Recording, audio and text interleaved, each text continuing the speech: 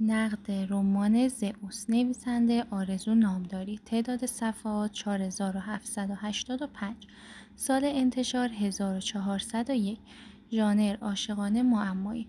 زئوس رمانی که مثل یه معمای پیچیده قصه عشق و کینه رو در هم میتنه.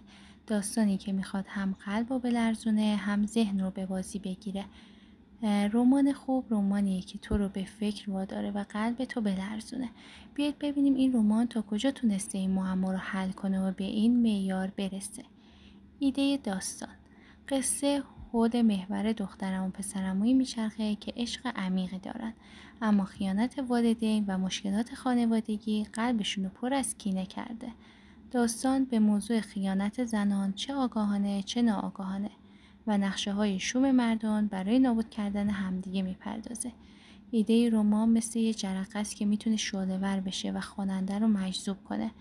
از 10 به این ایده 9 میدم، چون هم فکر رو قلقلک میده هم قلب رو به تپش میندازه، اما انگار یکم دیگه جا داشت تا کامل بدرخشه. قلم و نگارش: قلم نویسنده در زئوس دستور زبان رو تا حد خوبی رعایت کرده، ولی غلط‌های املایی زیادش گاهی آزاردهنده است. فاصله زیاد بین خطوط برای خوندن توی موبایل خیلی مناسبه، اما انگار نویسنده گاهی توی شتاب نوشتن دقت رو فراموش کرده.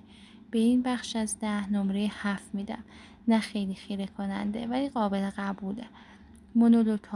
مونولوگ‌ها توی این رمان مثل یه راز اضافی هن که گاهی زیادی شلوغش کردن. تعدادشون انقدر زیاده که اگه ازشون بگذری انگاری چیزی از قصه از دست ندادی.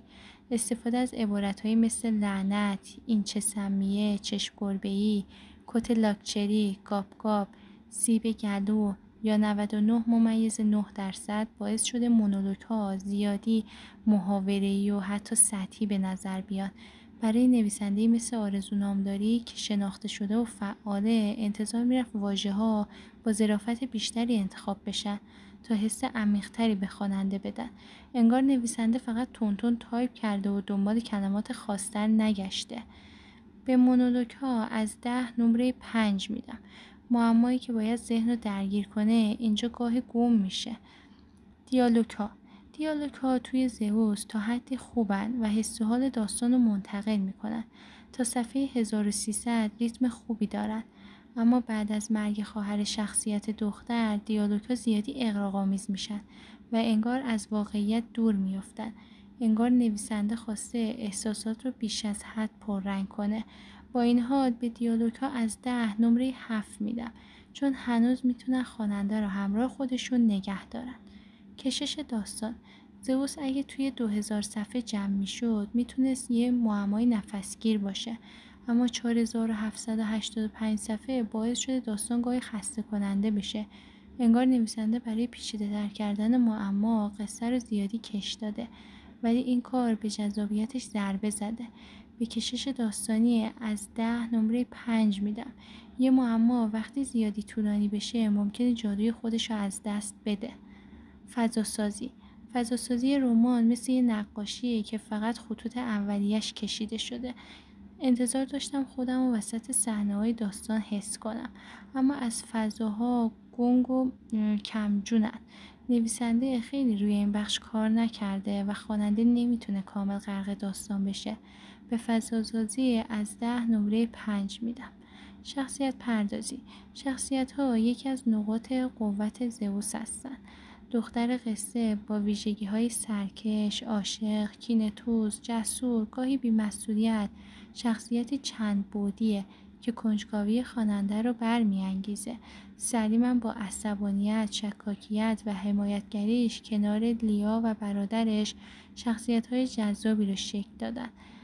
به شخصیت پردازی از 10 نمره 7 میدم، چون هر چند گیرا هستن اما گاهی از منطق فاصله میگیرن. منطق داستان: زئوس انگار توی دنیای خیالی جریان داره. رفتارها و لحن دختر قصه که دانشجوی پزشکیه هیچ وقت حس یه پزشک رو منتقل نمیکنه. سلیمم بیش از حد به عنوان یه مرد جذاب و خواستنی نمایش داده شده که باعث میشه همزاد پنداری با داستان سخت بشه. زئوس رمانی نیست که بتونی باهاش کامل ارتباط برقرار کنی و حسش کنی. انگار منطق داستان گاهی قربانی احساسات شده. زبان شخصیت ها، هر شخصیت ها لحن خاص خودشو داره و این لحن تا آخر داستان ثابت میمونه که نکته مثبتیه. انگار هر کدوم امضای کلامی خودشون رو دارن و این داستان هویت میدن. پیش بینی پذیری، یکی از نقاط قوت زئوس غیر قابل پیش بینی بودنشه. تعقیب و گریز برای پیدا کردن الکس و پیچ‌های داستانی خواننده رو مدام غافلگیر میکنه. این معما حسابی ذهن رو درگیر نگه میداره. نمره کلی من به این رمان از 10 6.